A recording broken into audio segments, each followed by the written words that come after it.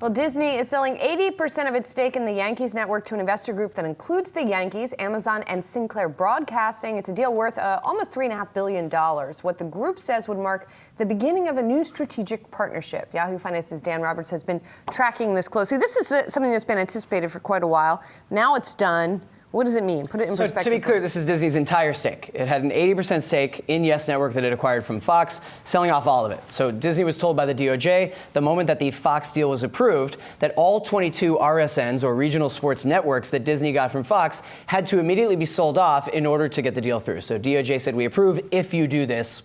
And this was actually the first thing that was leaked or reported back in March. So today, the news is just the official announcement from the group of what we've all known since March, that this Yes Network stake was purchased. So this is the Yankees, which already own 20% of their own network, buying the other 80% back, but also with backing from Amazon and Sinclair. I should also mention Blackstone involved in the funding. So just a minority stake for Amazon, but the reason it's so interesting is Amazon getting into a linear cable network. I mean, I think that's really significant. Now, when this news was first reported back in March, and that came out before the news of the rest of the RSNs being sold to Sinclair, 21 of the 22 sold outright to Sinclair. When this news came out, people said, well, wait a minute, maybe this means Amazon will make a play for all 22 of the networks. That did not happen, and I kind of knew that couldn't happen because Amazon, even though it's in so many different industries, Amazon has no experience operating linear cable networks. So the most it could do was this, have a minority stake via a partnership in the crown jewel of those 22 RSNs, which is Yes Network, but also interesting politically.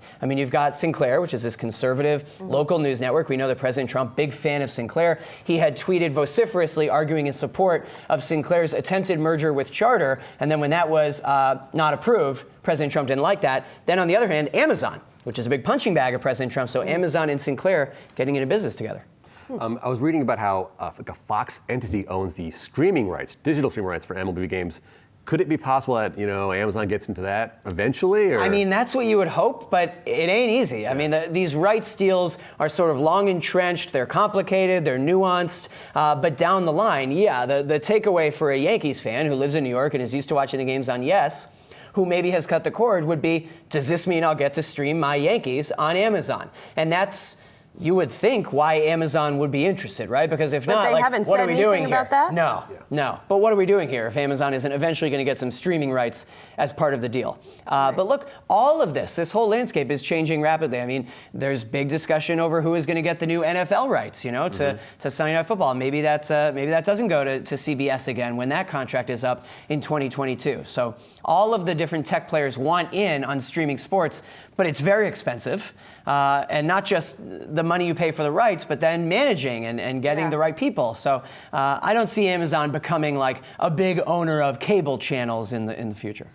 Patrick, I know your 10,000-foot view on all this stuff. You're a macro guy, but I am curious if you find media interesting and how closely you follow all of this as an investment, that is, and how closely you follow all of these, rejiggerings. So as somebody who's watched, you asked me as a macro economist, but really, I followed it as a business historian, and I find it fascinating because there are so many, if you go back 5 years, 10 years, 20 years, there's always this image of, people project what it's going to look like 20 years from now, and it never happens quite the way. And you always get sort of this we're never quite going to reach the promised land if I can turn on the TV and watch whatever I want, whenever I want.